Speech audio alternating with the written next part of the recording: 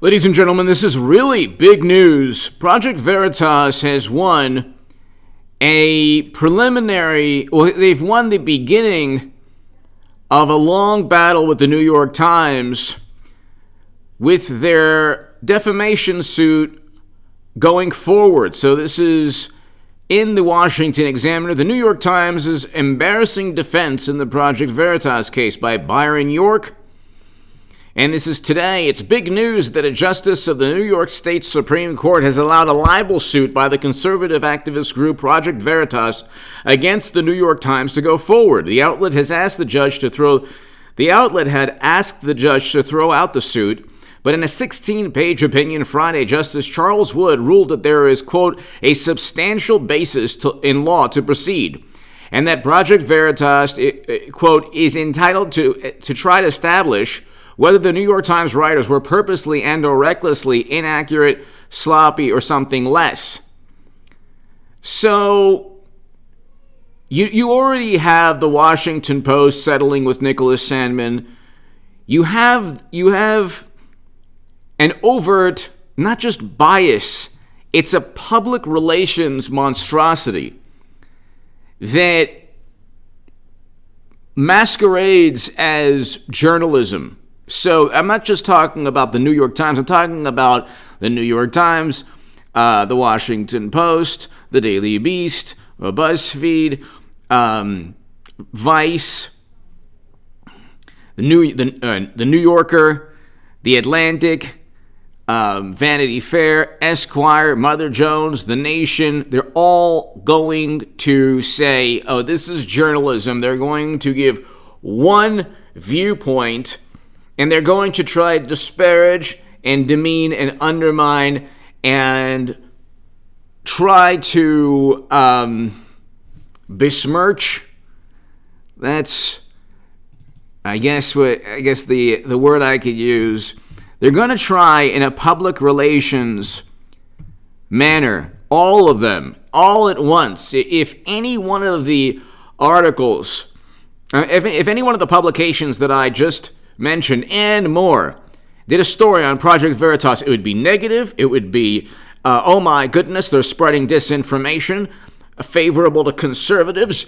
And, here's an example where where Veritas manipulated or didn't, try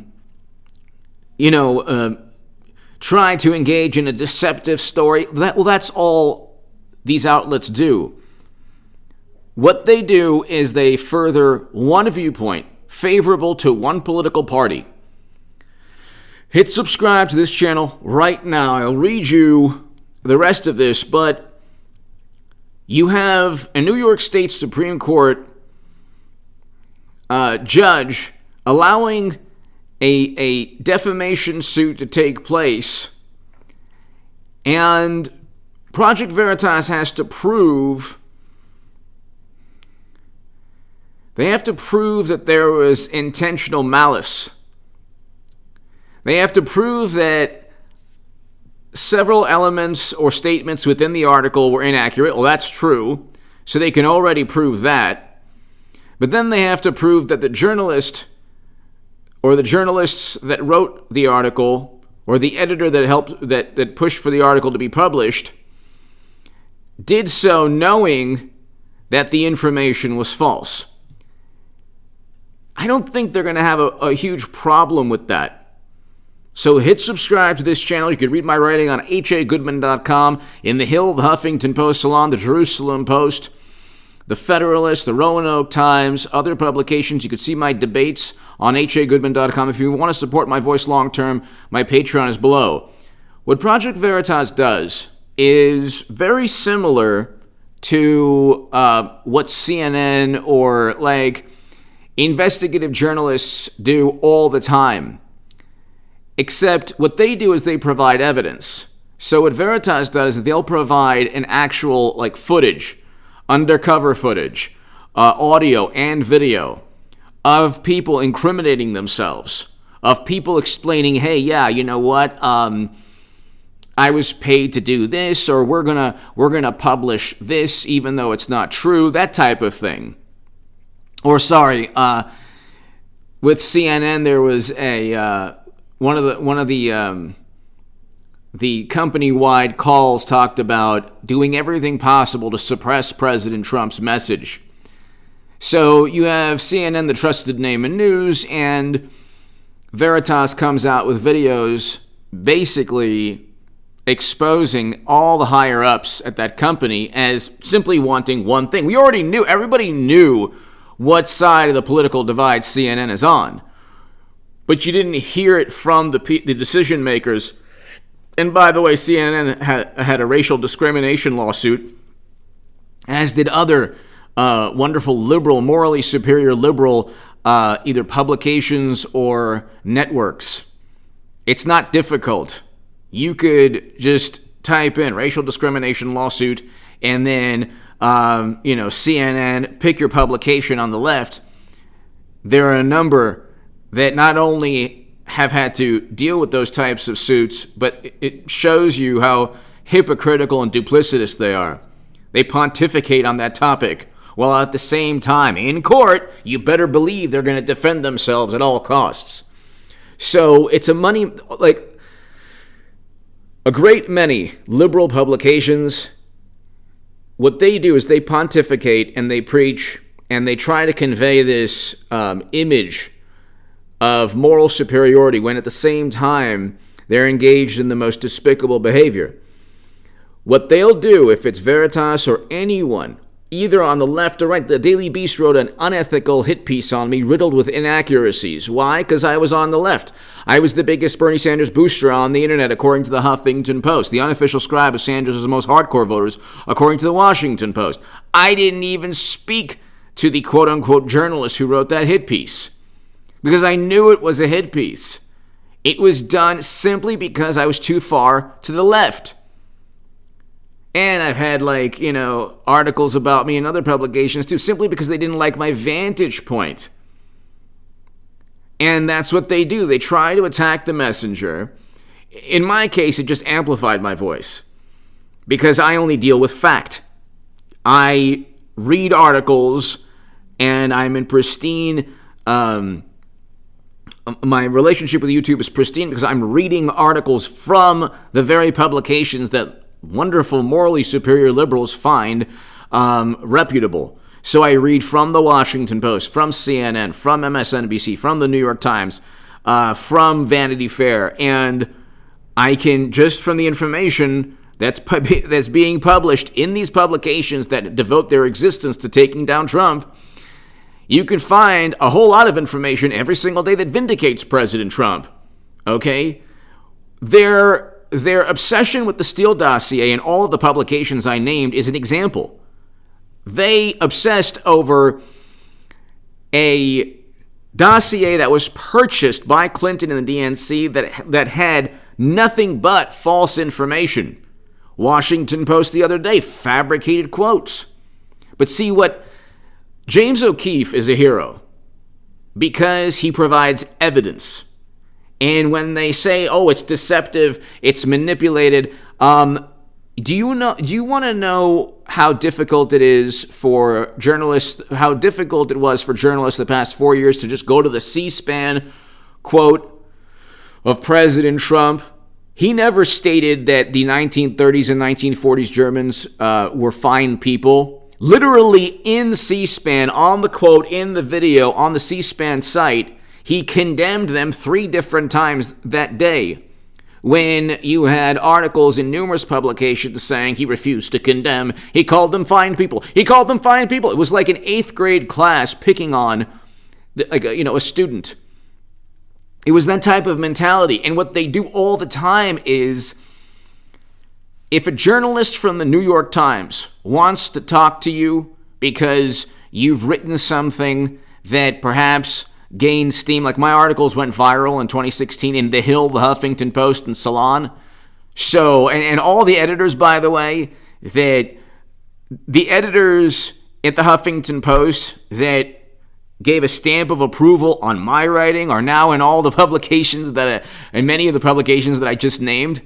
Okay? But, people didn't like what I was saying, so then they tried to disparage me, but it still didn't work. So they wrote hit pieces on me, but it didn't work. It didn't work because I didn't say anything that wasn't true. The DNC did railroad Bernie Sanders. How do we know? It's in their own emails. Why are they going after James O'Keefe and Veritas? Because he gets them to actually admit their true intentions. It would be different if the New York Times or the Washington Post went after Democrats with the same enthusiasm and the same passion and the same intensity and obsession as they go after Trump. But they don't. None of the publications do that. Even Fox News is not really all in the tank for Trump. And so you have this public relations monstrosity that wants to tear down, engage in ad hominem attacks, disingenuous, duplicitous hit pieces to disparage the individual, attack and go after the messenger.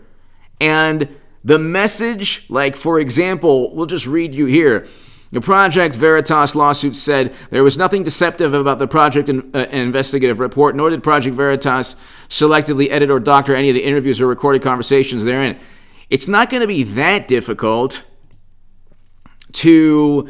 they very likely, Project Veritas, have information on the motivation and the incentive structure. I don't know. I'm speculating here.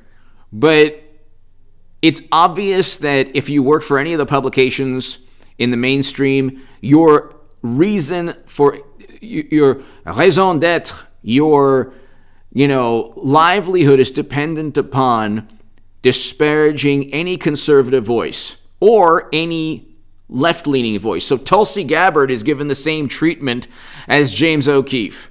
Bernie Sanders used to be given the same treatment, but then he became a tool of the Democratic Party. Anyone to the left or to the right of the Democratic Party that creates any waves at all, they want to write a hit piece.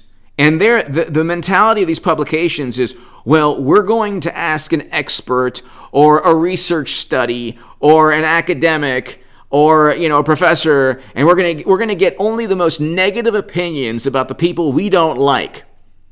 We're never going to find a conservative professor. We're never going to find a Trump supporter who's an expert on any topic. We're never going to find, people who really like President Trump or like James O'Keefe or like any vantage point that they find, that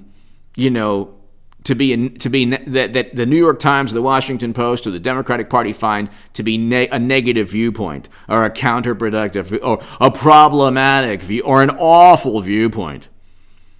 Journalism is public relations today. That's why when Biden stated, "Oh, well, you ain't," he basically said this to 40 million Americans. He said, "You ain't black if you don't vote for him." And that was immediately the Washington Post, immediately other publications said, it's okay, public, it's fine. Trump is worse. Well, Trump allocated more funding to historically black colleges and universities than any president ever. Biden wrote the 100 to 1 sentencing disparity section within the crime bill in the 90s. And Trump signed prison reform legislation. But see, I keep saying President Trump should never have insulted LeBron James. He should never have insulted NFL athletes because his Twitter profile overshadowed anything good that he did. I hope and pray that Veritas wins. I hope and pray that Veritas wins because in this world, you have people getting deplatformed simply because of a hit piece. Or like hit pieces and, words being attributed to them that they didn't say, or, a social media post that's problematic. I told people 3 years ago, I said, get off of Twitter. It's a tool. It's just a tool for the Democratic Party to try to paint any individual as problematic. See, they use these words that used to be benign, but now have these very broad definitions. Problematic to Democrats. Like, I can list to you 10 people on the left who should have been canceled. because of, we're talking about MSNBC pundits, TYT pundits, liberal pundits who have channels. I can go on forever. Disney directors, AOC for her revisionist historical claims that Yad Vashem had to refute in Jerusalem. We can go on. One Democratic congresswoman in particular that the Democratic Party didn't even condemn her statements. We can go on forever. When the reason that the duplicity and the hypocrisy and the disingenuous nature of judgment and condemnation when you don't judge and condemn yourself in the same manner, that's despicable. But that's what they do. There, you can look. There are numerous racial discrimination lawsuits taking place against,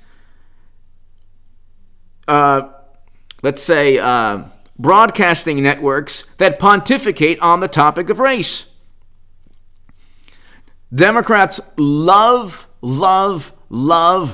absolutely adore preaching and pontificating, but when it comes down to it, in a court of law, they'll never accept their biases or all the theories that they espouse. They'll fight it. No, I was wrongfully accused. Well, you didn't. You don't offer that that luxury to the conservatives or to the people on the far left that you deem problematic. When this public relations apparatus goes after Project Veritas, they're treating Veritas in a way that they wouldn't treat any of the publications. Like The Atlantic, for example, literally fabricated quotes. Trump never stated anything disparaging against fallen Americans. That wouldn't even be part of who Trump is as a person. To people who dislike him, he's capable of anything. But that's not even what he's about. Like, the Access Hollywood thing was very bizarre. Like, I've never heard that, and I've been to locker rooms my whole life playing sports, but I've never heard that bizarre, nutty thing. But guess what? President Biden actually had a police report leveled against him for allegedly committing that. Okay? And it just, Democrats, they just don't care. The Access Hollywood tape is more important to them, more incriminating than an actual police report against somebody they voted for. You're talking about oftentimes the biggest hypocrites on the planet. They run on public relations. Nobody really believed the allegations against President Biden, but they believe the allegations against Trump. So there's no moral vantage point. It's all public relations. Their moral compass is like a spinning clock. It shouldn't be difficult to prove that the New York Times acted with malice, but from a legal perspective, it could be tough. If Project Veritas wins this, it will be a huge victory for the entire planet, especially the far left too. Because I know, like, on the far left, like I told you, like the most of the hit pieces on me were really the only hit pieces were on when I was the biggest Bernie Sanders booster on the internet, according to the Huffington Post and the unofficial scribe of Sanders' most hardcore voters, according to the Washington Post. What they do, and it's just like, without Jimmy Kimmel, Jimmy Fallon, Trevor Noah, Stephen Colbert, James Corden, John Oliver, MSNBC, CNN, the Washington Post, the New York Times, and every other publication out there, what would the Democratic Party be? And social media algorithms and Twitter, what would the Democratic Party be? What, like, the ideals, what ideals do they have? Judge others, but then definitely don't judge them when they get caught with their pants down, literally. Oh my goodness, literally. And Veritas has videos. Like, it's not difficult. They don't edit the actual, like, the incriminating words are spoken. Okay? And they correlate with the behavior of the media company or the individual that is speaking, that is stating those words on camera. So it's like, they say, it's deceptively edited. Well, the Washington Post literally made up quotes, fabricated quotes. A whole bunch of publications literally just did not look at the C-SPAN quote of President Trump saying, I condemn those people. I mean, the Atlantic made up, attributed fabricated quotes to Trump. I mean, the dossier itself was literally purchased. It was a fabricated bunch of nonsense purchased. And whatever they can't get on Trump, they then create in terms of an underlying a dog whistle or an underlying, subliminally trying to convey. Every atrocity without any evidence is linked to Trump, even when the actual suspect, the despicable suspect who will burn in you-know-where forever, and law enforcement say, oh yeah, that's not why he did that. So anyway, give me your thoughts below. Hit subscribe right now. I hope Veritas wins. Thank you.